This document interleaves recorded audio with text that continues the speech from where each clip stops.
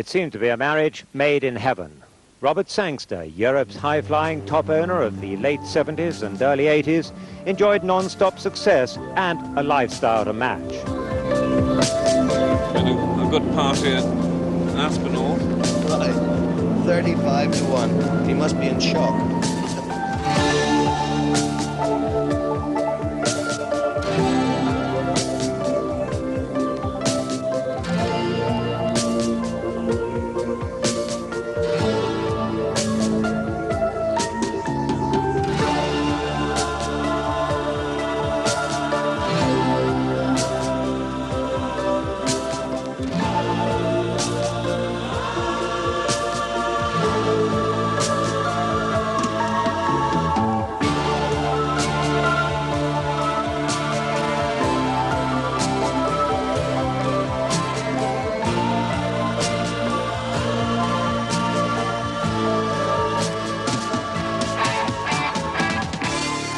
In 1977 and 78, Alleged and the Minstrel swept the board. But it's Hotgrove from the Minstrel and Blushing Groom. Then Monseigneur moving into fourth. They're racing into the closing stages now. And it's Hotgrove from the Minstrel, Blushing Groom and Monseigneur. 100 yards to run in the Derby. The Minstrel coming to challenge Hotgrove. And it's Lester Piggott and William Carson. The Minstrel on the near side, Hotgrove on the north side. And the Minstrel wins it from Hotgrove. Blushing Groom is third. They're racing towards the furlong pole now, and it's Orange Bay who strikes the front. It's Orange Bay now from the Minstrel. Excella putting in a great run towards the stand side. It's Orange Bay being tackled by the Minstrel and Excella. And as they race into the closing stages, it's the Minstrel from Orange Bay and Excella racing up towards the line. The Minstrel from Orange Bay and Excella. And as they come to the line, the Minstrel wins it from Orange Bay. It's a photo finish.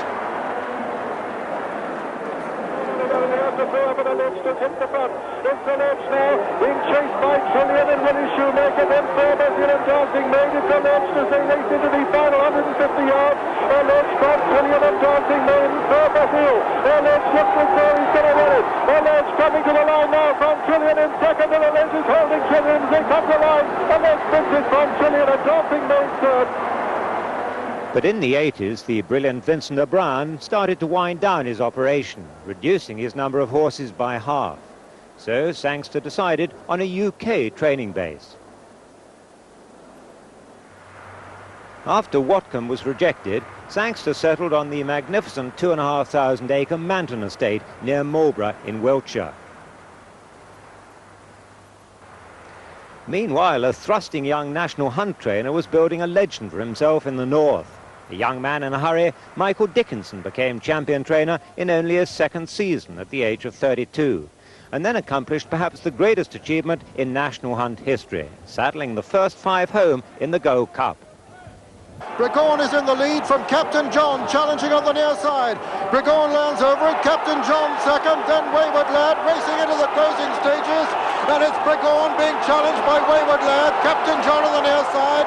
Bregon being pressed now by Captain John. Bregon striding up to the line to win it. Bregon wins the Gold Cup. Second is Captain John and third is Wayward Lad. And fourth is going to be Silverbuck. And he's going to achieve the fifth because Ashley House runs on to be fifth. The famous 5, and almost inevitably Sangster and the young genius came together. After 18 months of rebuilding and streamlining the traditional gallops and an outlay of £14 million, Manton was all set to go in April this year. Everything was new, a complete new stable complex of 60 boxes. There was a covered ride, a brand new feed house with ultra-modern accessories, and a new barn for lunging yearlings. But it took until September the 16th for the stable to saddle its first winner. And soon there were rumours of an impending split, denied by Sangster at the time. Certainly not, no. Purely inventive journalism. A misunderstanding, obviously. Well, no misunderstanding. The journalist got it out of the air. I mean, he certainly didn't interview Michael Dickinson, he certainly didn't interview me. Michael's got a contract until 1990. As far as I'm concerned, that will be on him. But on Monday this week, the threatened bust-up between Sangster and Dickinson finally came to a head. Within 24 hours, Barry Hills, Sangster's longtime friend and hitherto based at Lambourne, was installed. But Hills will be at Manton in a different capacity to Dickinson. He'll be running the stable as his own business. Today, on his first day as the new master of Manton, I asked Hills what were his plans for the stable. Well, I came across here at 9 o'clock this morning, and it's quite mind-boggling looking around it, and it'll have to take a few days to sort it all out. But I must say the place is fantastic. Obviously, a great deal of money has been spent on the place. Do you plan any immediate modifications? Well, Mr. Sangster has said that he will do this particular yard we're standing in now up for me, and which there are 37 boxes, and I'd very much like to use the old yard because I feel it stood the test of time and is proven. Obviously there's quite a bit of renovation to be done, especially the ventilation to be put back in, but the boxes themselves are perfectly adequate. What's the situation with the staff here? Well, I've spoken to 5 of the senior staff here this morning and quietly explained to them the situation, and they will then relay it on to the other staff. For me to say that at this moment is too early. I don't even know how many girls or boys or what weight they are or the capabilities in riding or anything like that at the moment. So that's a thing that'll have to be sorted out over the next few days. The place has been christened Fort Manton in the last year. Do you plan to maintain the high level of security? Not quite, no. I'm interested in training winners. I want to train a lot of winners, and I've got some very nice horses to bring here for other owners, and Robert's got some very nice horses, and that's the prime concern. Look after the gallops and the horses and win some races. How many horses will you have here? Roughly, I should think, probably 120, I don't know. There are 60 boxes in the new yard that was recently built. There are 44 boxes in the yearling unit, which will be turned into a training yard. The yearlings will be broken somewhere else next year, probably. And in this particular yard, there are 37 boxes, and we'll see how we get on with those, so we'll do it step by step. And what will happen to your remaining horses at Lambourne? Well, my son, John, is 26. He's been with me several years, and he spent some time with John Gosden in America, and a year with Colin Hayes, and he's had a fairly good grounding. He spent 7 years with Tom Jones at Newmarket, and anyone can stand that is probably going to stand most things, including me. So I would be very confident that he would be able to carry on there, and I should keep the place in its entirety. And probably John will start with 30 to 50 or 60 horses, I don't know. Obviously, Manton is an exceptional establishment. Why do you feel that Michael Dickinson failed? Well, from what I've seen walking around here this morning, he hasn't failed in too much for what he's done in building the establishment to it's probably its finest level. I mean, he's achieved in the layout of the place an awful lot. And I don't think that he probably didn't have a very good deal in the first year, having 4 winners and having a load of 2-year-olds that would probably be backward anyway. I think he'll go on and probably train thousands of more winners, I would imagine. Do you have any reservations about the place? No, it's a challenge, and I'm looking forward to it. A lot of work to be done, and obviously it's a lot to think of and take in 36 hours, which is basically what it's been. And how confident are you that you can succeed where Michael failed?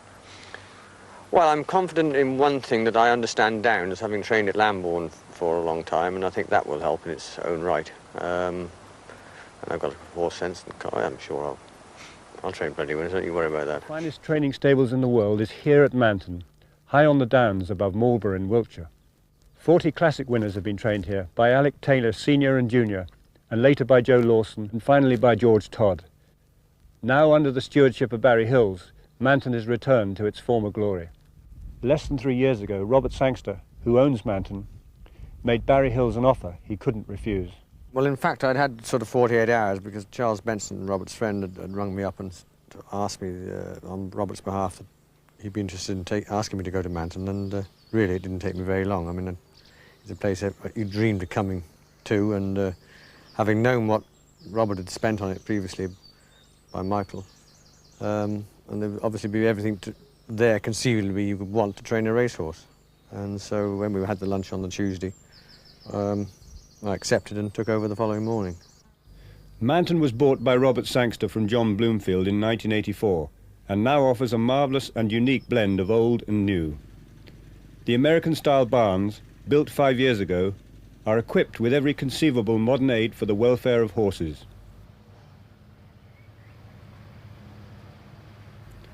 The original yard, in contrast, dates back to 1870.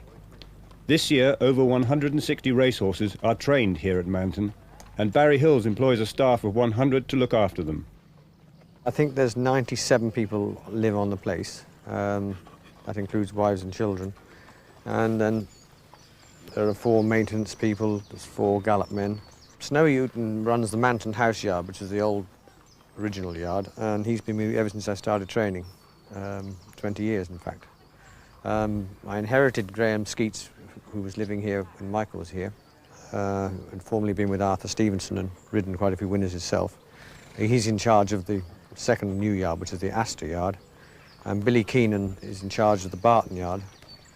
And then there's another small yard, but they've all got their own head lads and second head lads and an assistant trainer in each yard, so it does work extremely well. Well, they can speak to one another from various yards, so they know exactly what time they're pulling out, and we've got it all timed at where they meet and everything else. And that's one of the reasons where you saw the horses going around the little belt of trees, that's a future meeting place so you can sort out what you're going to work and send them in different directions. And what are the main advantages of a private training establishment like Manton over the training centres like Lambourne or Newmarket? Well, you can pick your ground where you're going to go. You can prepare it by either watering it or working on the peat moss. You've got no one else to get there in front of you. You can pull out exactly what time you like. You've got 16 miles of horse tracks for horses to walk on. I mean, there's everything you could want here. I mean, there's indoor rides, there's watered gallops, you've got all-weather gallops that could be sprinkled. And you haven't got to bother about anybody else.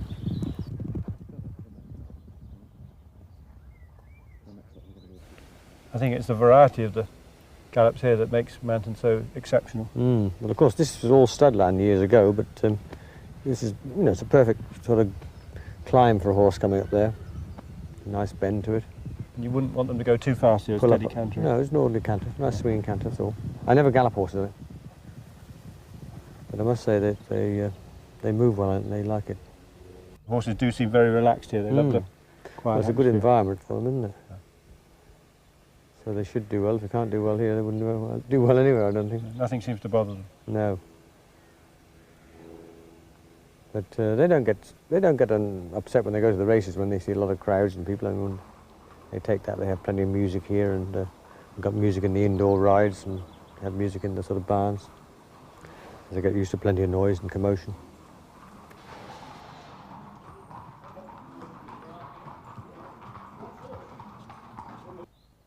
Barry, this would be something that most people wouldn't have seen, watering an all-weather gallop. Well, he obviously keeps it in perfect condition. As you know, it's a sawdust-based gallop. I had one in Lambourne before I ever came here, but this was put in by my predecessor, Michael Dickinson, and Brian Spink, who organises the gallops here. And normally, obviously, we do this late at night, because it's better to water in evening time.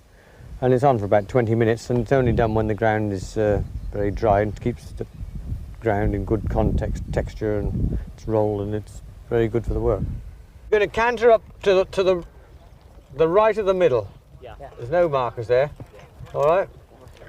Just canter up there steady, and then you can walk on down, and then they go on the valley gallop, and they can trot along the valley and hack up by the fences to the top there. Okay. All right? And then pull up and take a turn there. On looks and pedigree, these 2-year-olds preparing to work in mid-morning offer rich promise for the future. I affirmed at the Queen of Cornwall. There's another Lomond. St Helena Czar. Sadler's Wells had a snow day. Caught by Habitat.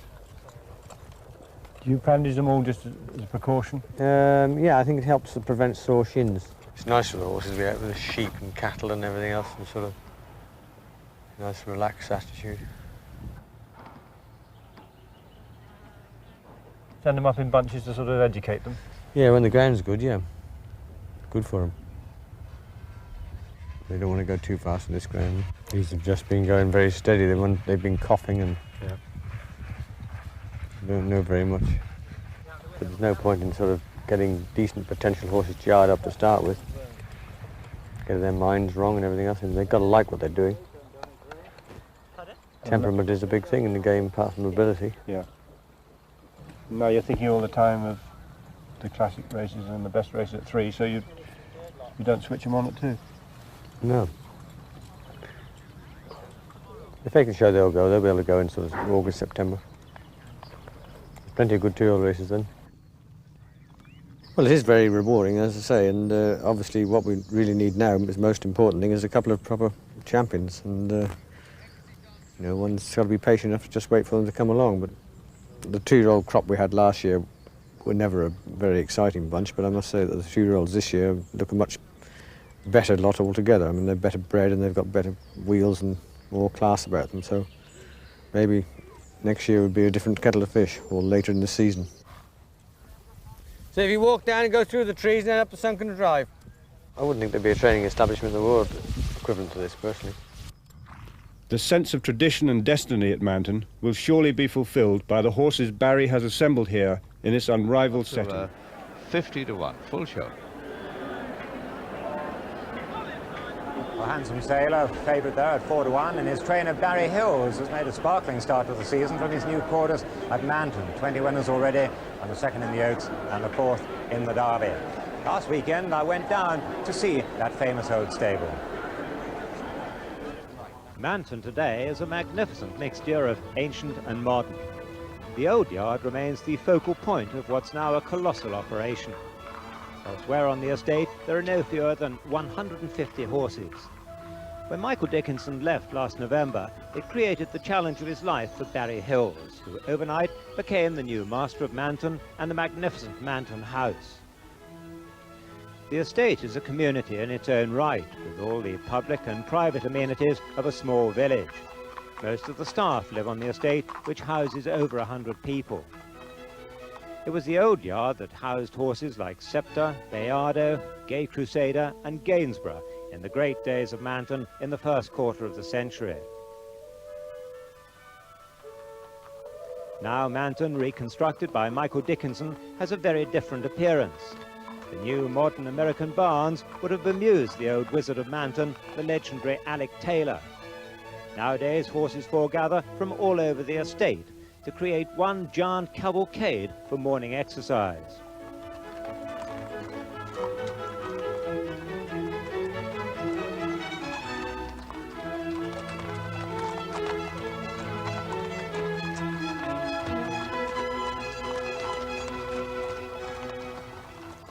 The horse who's made the most spectacular progress under Hills is Handsome Sailor, ridden here by the former North Country jockey Graham Skeets. Last season, Handsome Sailor was running in handicaps. Last month, he won the prestigious Duke of York Stakes, beating the much-vaunted Hallgate. Now he comes to the Royal Meeting with a real chance of upsetting the younger horses. I watched the good-looking colt have his final blow before the big day. Like most sprinters, he's an explosive ball of controlled energy, and now tuned to the peak of fitness. Unlike a work morning at the big training centres, there's not another horse to be seen. Barry, how easy or otherwise has it been to come and train horses at Manton after 20-odd years or so at Lambourne? Well, nothing's quite easy. I mean, I always thought that I'd be training plenty of winners when I came here, but it is quite different. Although the gallops were downs at Lambourne, and I mean, there's a vast amount of area here, and to find your little ways around and get into a routine, I think is going to take a few months, really.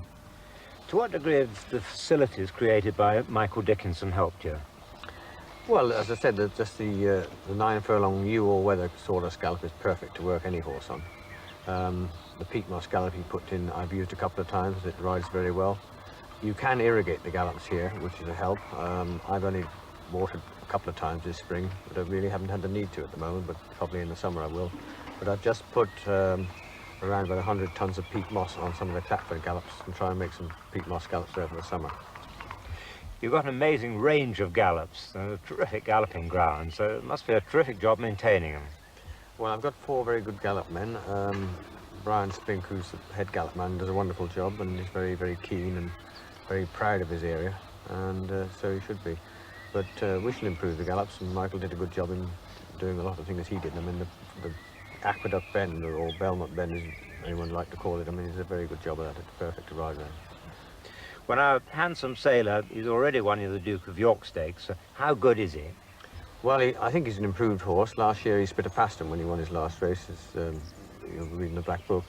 But he was a little bit unlucky at Newmarket in the spring. I think the ground helped him at York just to get his toe, and he likes to just get the toe, and he wouldn't want it too soft, but he wouldn't want it that firm either. So we want a bit of luck with that, because I think he's got a good chance.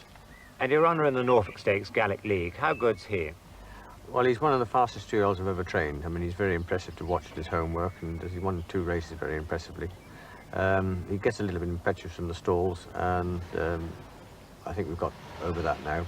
Asmussen has been on him several times, and he's behaved beautifully since. And he's had this little problem the last couple of days, but hopefully we'll get him to the race. And I think he's perfect now. Barry Hill's there, and here is Handsome Sailor. Certainly the ground's come right for him, perhaps almost too much so. Well, Charlie Nelson saddles a powerful opponent in Minestrella, who comes back today to what was certainly her best distance last season. Racing down now inside the last 2 furlongs, and Polonius the leader from Minstrel, and they're clear of Naive Charm and Indian Lily as they race now towards the furlong marker. Polonia being pressed by Minstrel on the far side. Neck and neck, Polonius just the leader. It's purely a financial decision. It was a very hard decision. I love the place, but as the owner of Manton, it cost me $13,000 a year to keep a horse in training there. And it cost friends like Bill Gradley and Sir Ernest Harrison, Sheikh Mohammed, you name it, Sheikh Abdullah, it cost them $10,000 a year. So it was purely economic. I mean, if I'm paying $13,000 to pay to keep a horse in training, it's really rather stupid to own the place. You say it's a financial decision to sell. Were the rewards on the racecourse not obtainable, do you think? Good question. We didn't come up with any Group 1 winners. No, good question. That was not considered, though. I mean, I'll still hopefully be able to keep horses at Manton in the next 10 years. It was just a capital sum that was outlaid there that if, say, one got it on deposit, one would be earning enough to keep the horses in training for, you know, for the next 20 years without having to keep shelling out from the financial trust. Racing in England has taken a different shape in the last half dozen years, one might say, with the Arab involvement. How significant is the Arab involvement in you curtailing your racing interests? I haven't curtailed, so I don't agree. It just makes it harder to win races, but I'm a very competitive man, and I'm all for competition. There's no question that I read in the Evening Standard and 1 or 2 papers that I was capitulating. No, I'll keep more horses in training and try and win more races. No, it's definitely not a question of the competition. The competition I love, you know. I mean, I'd like to still keep on battling, and I will do.